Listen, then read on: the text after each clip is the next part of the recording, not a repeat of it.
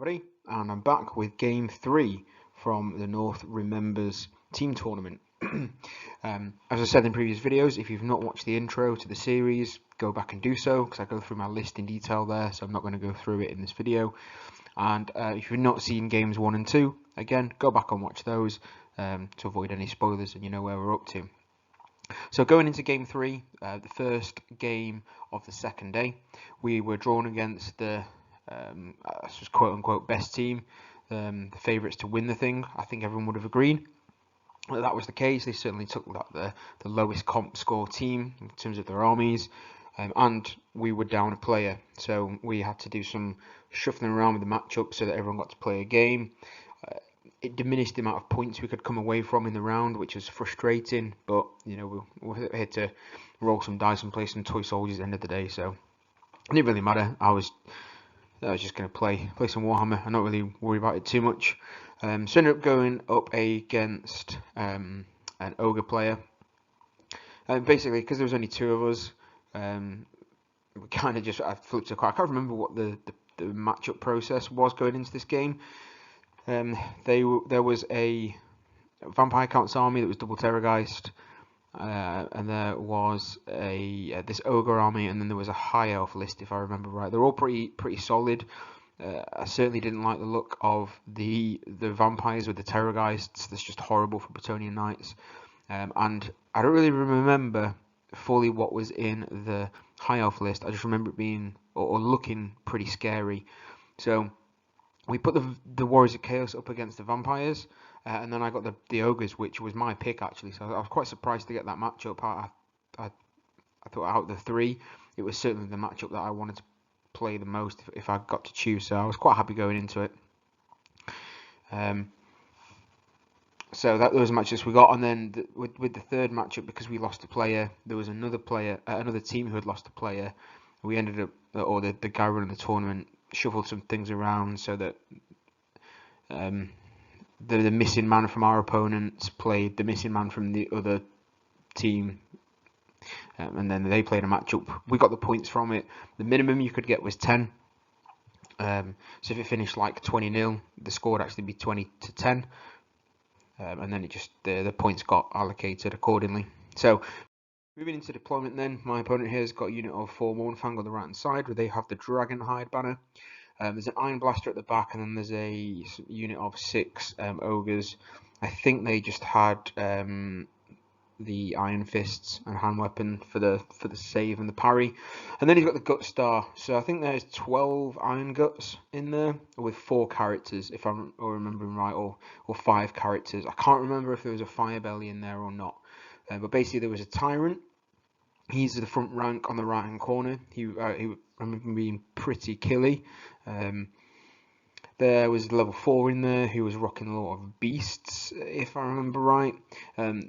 Obviously the BSB, there was a level 2 Butcher in there who was rocking the Law of the Great Maw, as ogres have to, and then I think there may have been a Fire Belly in there as well, but I can't remember.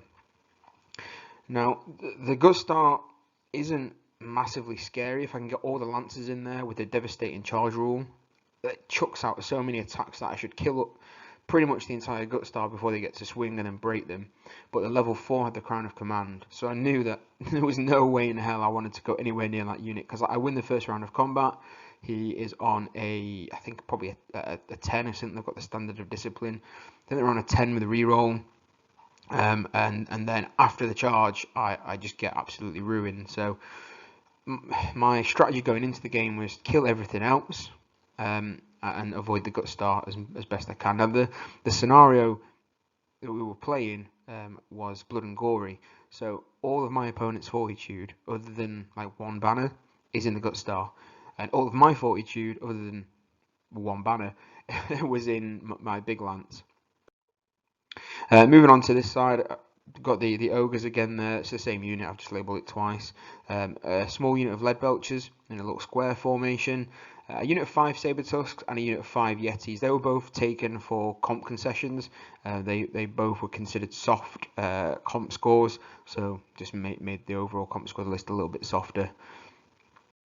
Moving into the Bretonnian Deployment then. So knowing what my game plan was, just avoid the Gut Star. I kind of feign deployed everything into this left hand corner, and then even vanguarded all the things that could vanguard over to the left hand side as well. So the plan being, I'm going to use the superior movement of all the Bretonnian Knight units to try and blow past the Lead Belchers and the Bulls, get to the Iron Blaster, swing around the back of the Gut Star while it's feeding it chaff all game. But you know, that's the plan.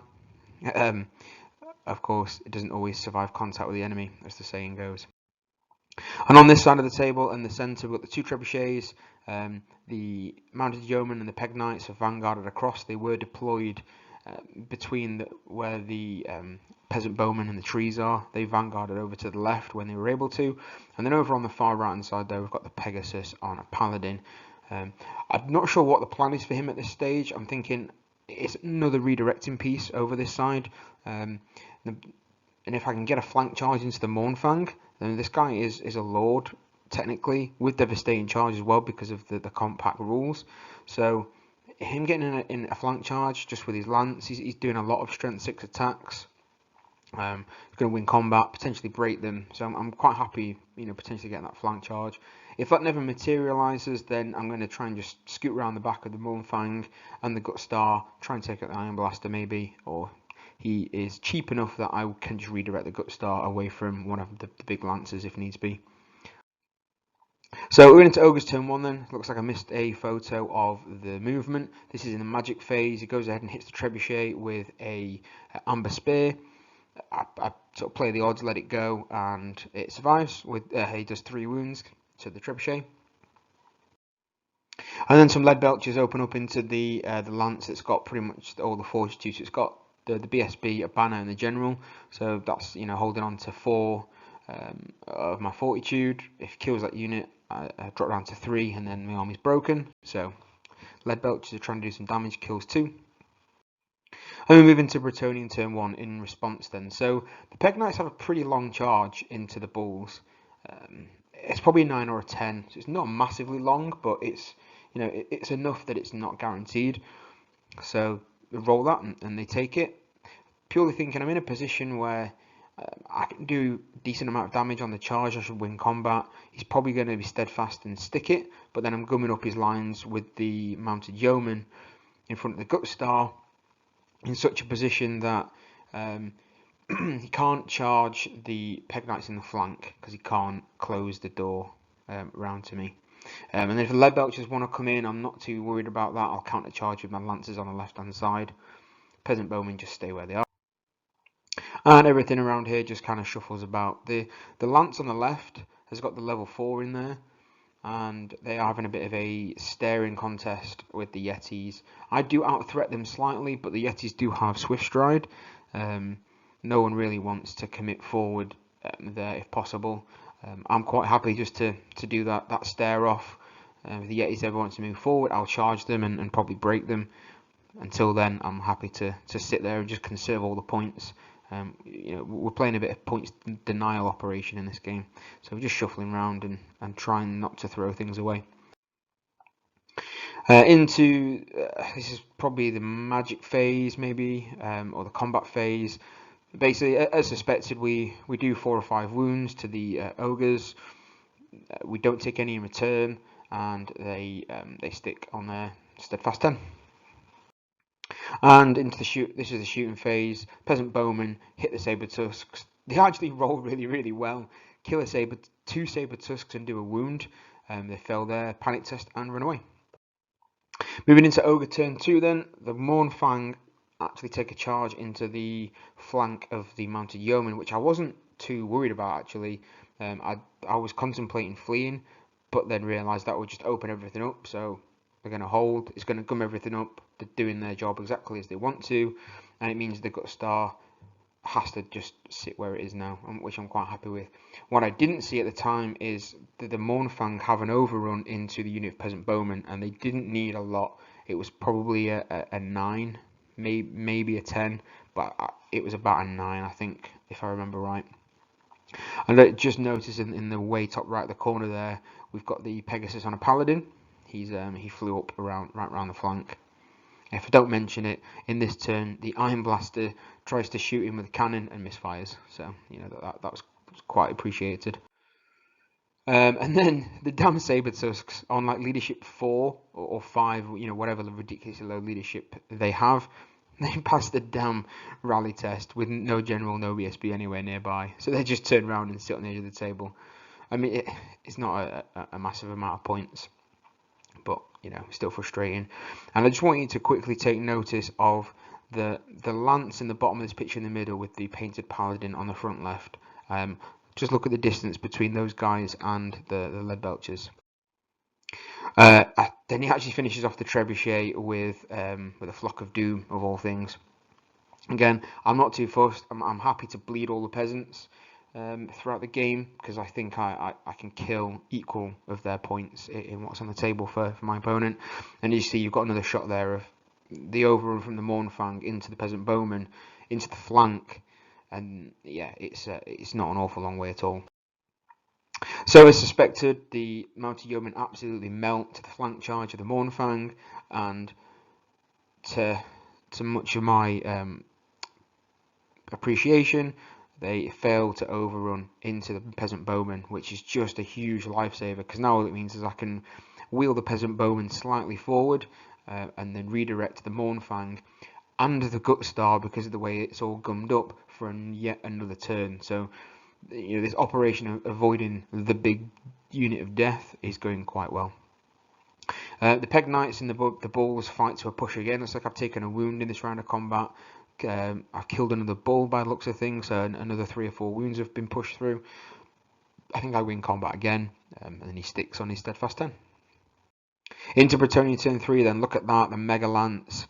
Well, I say Mega Lance. This is just a standard unit of Knights of the Realm, but the painted Paladin, the blue and yellow guy, he's the Impetuous Knight Paladin. So they needed, it was like 21 inches, I think. It's quite far, and they absolutely nailed it, which I was really pleased about, because that puts me in a fantastic position now, where that unit of lead belchers is gonna just disappear under the hooves of the lance. I can then either overrun and hopefully run them down if they don't all get wiped out. If they get wiped out, it's fantastic, because then I can turn, reform, face the flank of the bulls, and pick up those points as well. Or I can face the Iron Blaster and kill that thing. You can just about make out if you look at the back of the gut star in the center, you can just see some grey wings poking up. That's the Paladin on Pegasus, positioned in such a way that he now can't fire a cannonball at me, which means I'm going to get a pretty much guaranteed charge onto the Iron Blaster in the next turn. I'm not too sure what that picture's supposed to be showing. Oh, I think, yeah, this is the peasant bowman just pushing forward and wheeling the unit just a little bit, so that again the Mournfang can't go anywhere other than charge the peasant bowman, and the overrun path is going to take them away from all the action. So yeah, peasants dying in droves, but doing their bit for the glory of Bretonnia. Over on this side, so still nothing really much is happening. I'm preserving all the fortitude points. I'm preserving all the points of the characters. I'm really character heavy in this game, in this list even. So yeah, you know, I've got my general, my level 4, my BSB, my other lord on a paladin, and another generic paladin. They're all in these units, and the units themselves are an absolute truckload of points. So I'm happy just to sit in this back corner and keep him at arm's length as best I can. So if you look at the Knights of the Realm unit, there's actually a lot missing. That's because the damn level 2 that's in that unit miscast Wiston's wild form onto the Pegasus Knights. I think she got a small template, blew up some of the unit. I don't think the lead belchers did any wounds. If they did, it looks like they killed 5 in combat, but they didn't. It was a miscast. But as suspected, we easily beat the lead belchers. They do break from combat, so we have to try and run them down, which we do, which is frustrating, but it happens. But the game plan's going quite as I wanted it to. We've managed to kill, blown past the lead belcher, swung around the back of the gut star, and now we're in his back line, so we can start causing some havoc. What's more frustrating though is the damn Peg Knights and the bulls are still fighting out. You know, this is I went in there at the top of turn or the bottom of turn 1, so we've had like 5 rounds of combat now, 4 rounds of combat. We just can't win. And the frustrating thing about this turn is actually fail my fear test on the round that I had Wisdom's Wild Form on them, which is a little bit frustrating. I think it might be this turn. Either way, we're fighting to a push. We're not really doing any damage. He's doing nothing to me. We just can't get enough wounds through to make him not steadfast. Okay, into Ogre's turn 3. As suspected, the Mournfang are going to mop up the peasant bowmen, and they do. It's clearly the only picture that we got for that round. Yeah, they just get melted, and then the Mournfang reform. So moving to Bretonnia turn 3 then again, the Pegasus and the Ogres still fighting to a push, nothing's really going on. The Paladin on Pegasus charges the rear of the Iron Blaster, so again that should be an easy pickup. Hopefully the Knights of Rome unit at the top there is just reformed all the way around to face the action. And the mounted yeomen that were over on the left have now run round to be the next sacrificial piece to stop the Mournfang from doing anything worthwhile. So again, they've run up into a position where the Mournfang can't charge past them because they'd have to wheel twice to get to the Knights. And then if they do charge and overrun, unless they go really, really far, they're going to set themselves up for a flank charge. So again, peasants, they're just dying in droves, but doing absolutely what I need them to this game. I'm really happy. And over in here, we decided just to give up playing stare off with the Yetis and just reform and swing back round the building towards the action. the Mournfang are getting a bit too close for comfort now, so we need to start preparing for the fact that my last unit of redirects is about to be gone. So we need to, think about setting up some charges. But then the damn Peg Knights. So I get Wisdom's Wild Form on them again. This is the round that I fail my fear test. Do no damage. I take no damage from him, and I lose by a damn musician. I think so, because I know I have a musician as well. Maybe he has a banner. Yeah, I think he has a banner. So I lost by banner. I lose by 1. There's no reroll or leadership nearby. The Peg Knights break and run away, all from a damn fail fear test. And why that's frustrating and why that's bad is that now cocks everything up in terms of the charges on the Ogre turn, because the bulls can charge the Pegasus Knights, push them through the peasants. They've got to take a panic test on their own leadership with no reroll. I don't think the general and BSB were close enough. If they fail, it then potentially opens up a path for the Mournfang. They go get pushed off the table, and it's just a whole load of points. This Peg Knights is like, well over 200 points for the 4 of them, and always a damn failed fear test. They're probably going to just get pushed off the table. As suspected, the technically Lord on Pegasus, he's Paladin with the Virtue of the Ideal, charges the rear of the Iron Blaster and just kills it. I think it hits all these attacks and wounds all these attack rolls and just kills the damn thing. Doesn't even need to chase it down, just turns to face the rear of the Gutstar. He's not going in there alone, but he might try and charge the flank and snipe off a character maybe. I don't really know. One thing that did come up that my opponent didn't go for, he was considering casting the Troll spell that makes me take a panic test onto the Knights of the Rome unit there. What I told him after the game that he didn't know is because he has the Virtue of the Ideal, that Knight unit would have been on a leadership 7 with no reroll. Yeah, and potentially just going to run off the table.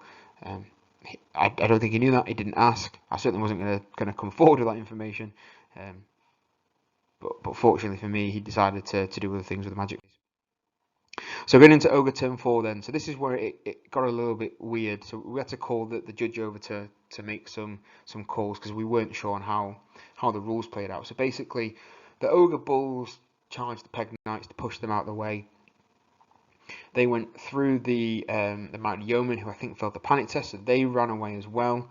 In fact, no. they didn't run away. So what happened is they pushed the Peg Knights away. The Mournfang then charged the mounted yeomen I held. Because the Mournfang obviously beat the mounted yeomen, killed them all and overran, hit the Peg Knights. Because they were fleeing, they automatically died. But what ended up happening to the Mournfang is they couldn't continue overrunning. When they hit the fleeing Pegasus Knights, they had to stop and reform, or at least that's what the judge call was. We weren't sure, so we went with what the judge said.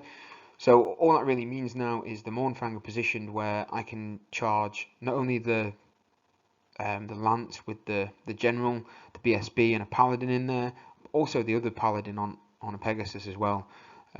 So I've given up the Peg Knights, but I'm going to get the Mournfang in return, in theory.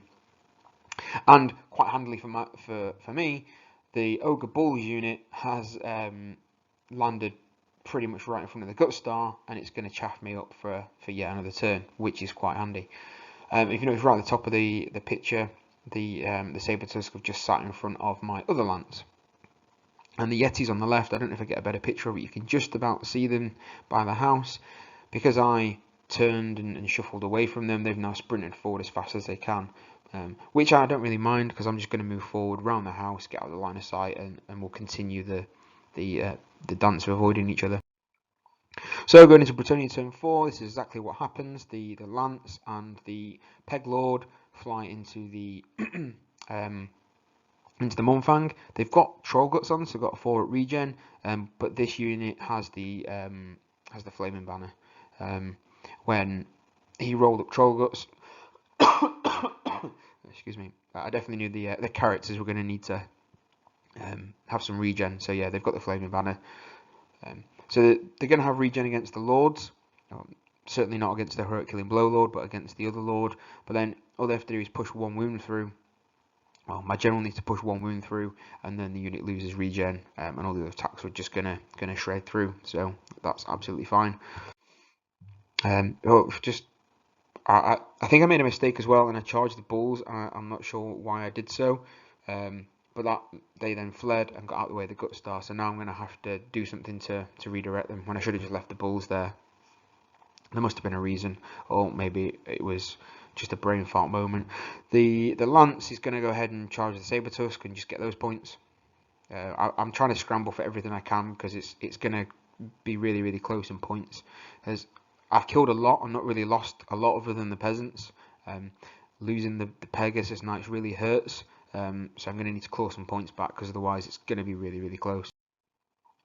So going into the magic phase, I think my opponent failed his first Dispel attempt, because I don't see any other way that I would have got Wissen's Wild Form through onto the big lance, and Savage Beast of Horus through onto the Peg Lord. I think he went for a Dispel on either Wissen's or onto Savage Beast, failed it, and then obviously I had Magic Dominance at that point, and managed to push through another spell. I decided that I'm going to have to sacrifice the Pegasus Paladin to redirect the Gutstar for 1 more turn. He's cheap enough to do so. He's about 150 points, but obviously that's so much better than the Gutstar getting into one of the Lancers and just cleaning up all of those points. As pretty much unsurprising, between Savage Beasts on the Peg Lord, again with the rules for the tournament, he's getting an extra attack, +3 strength. He just did so many attacks. The general pushed a wound through, potentially even Heroic Killing Blowed one of the Mournfang, turned off regen, and then the rest of the Lance just shredded the Mournfang with their attacks. Strength 6 makes a huge difference when you're going up against 2 up and 1 up armor save things. Kill the Mournfang completely outright. Don't need to overrun them. We just reform to face the Gutstar. Ends up being a little bit weird because of how the center having to remain in the same place works.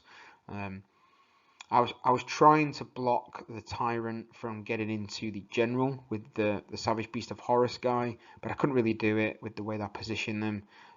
So if the Tyrant wants to charge out of the unit, that's fine. We did a little bit of back and forth about it. My General is going to go first.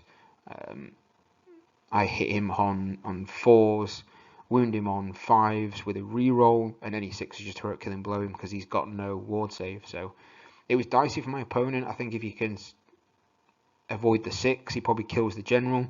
But it was really, really dicey. So going into Ogre's turn 5, then he decides not to take the charge from the tyrant out of the unit into my general. The threat of the heroic killing blow is just too much, but he does just charge into the Pegasus Paladin, and we just remove from the table, let him reform. Into Bretonnia turn 5, then we just basically play again Operation Denial. I'm just avoiding everything. I've charged past him, or marched past him, should I say. The lance on the top charged the unit of 2 bulls, killed them, and ran them down.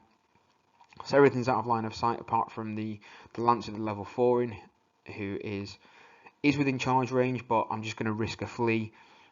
He won't be able to catch me, and then I'm banking on rallying on a 9 with no reroll, which is what happens. So the Gut Star in turn 6 charges the lance in the top. I flee, and then I do rally the unit. Don't do anything else because there's no point.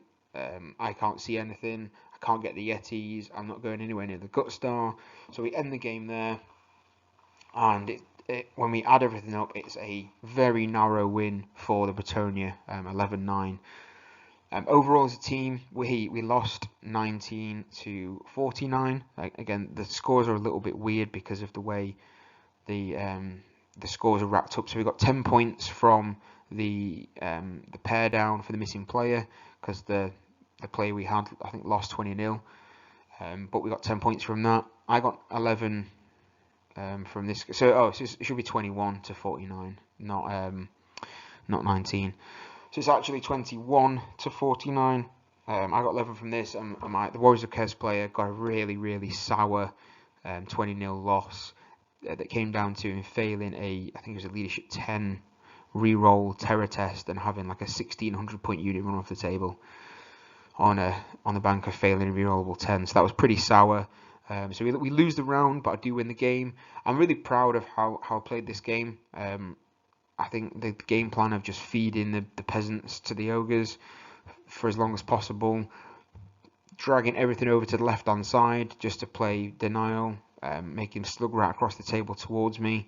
Got quite lucky with the long bomb charge on the turn 2, which let the lance kill the lead belchers and get behind his lines. But with the impetuous knight paladin, it's not that unheard of that happens. And as I say, that there was just no way I was ever going to go anywhere near that Gut Star. So the whole game was just going to be a case of killing what I could and not bleeding points. So because I had so many points left alive in characters, and the lancers are worth so many points each, managed to eke out an arrow win.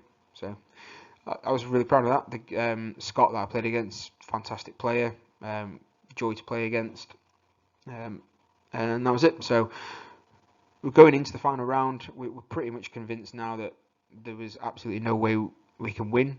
It was very unlikely. We would have had to both get 20-0 wins for both of our games. So we can't win, but hopefully if we can have a big win in the last round, we can try and podium. So that's what we're going to push for.